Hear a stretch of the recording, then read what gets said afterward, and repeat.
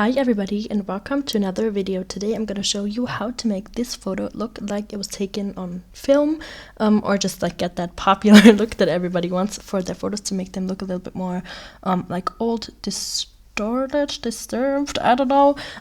Anyways, we're just going to get right into it, and we're going to start by creating a new layer with Command J. We're going to go to filter up here, then we're going to start with the Gaussian blur filter. I'm just going to put it at like 2 or 3, something that just makes it a little bit less sharp. Then go to filter again and go to the first one and then add noise.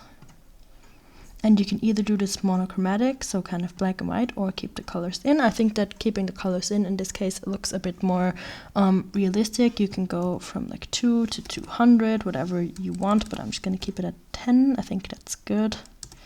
And then we're going to use, you can literally use any Google image, Getty, Adobe, stock photo, I don't care, anything you want. Just get a dust overlay like this one. I just pulled this one from Google, I think, and then just make sure that it's only black and white. Drag it all over your photo and then set this to multiply right here, to negative multiply, and then we're gonna go, I think, to like 30%. I think that's good, so you get just a little bit more like distortion and dust in there. And then create a new empty layer. I like to use a color that already exists in the photo. I'm just gonna go with a hair color and just paint in. We're gonna do kind of like a film burn effect. Just paint in any color you want. You can use, I don't know, neon green, whatever, and then go to linear light, not this one. And then again, go down, let's keep it at 40. And let's just add in like another color for the sake of it. Go a bit more bright here. Whoops.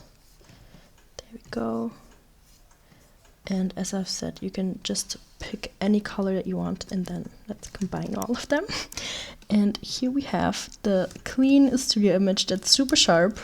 You can zoom in here, everything's super sharp, and then we're gonna add over our kind of film effect, and it's gonna make it a little bit out of focus, add some film burn, a little bit of noise and dust, and that's all there is to it. That's the whole effect. It's super simple. It's just a couple of steps in filters and then overlays. You can go as crazy as you want or as little as you want, and yeah, that's already it. That's how you can use, that's how you can create a kind of film looking photo just using Photoshop. I hope you enjoyed this video. Please don't forget to like it if you did, and subscribe if you don't want to miss any other videos, and I hope to see you in one of my next videos. Bye!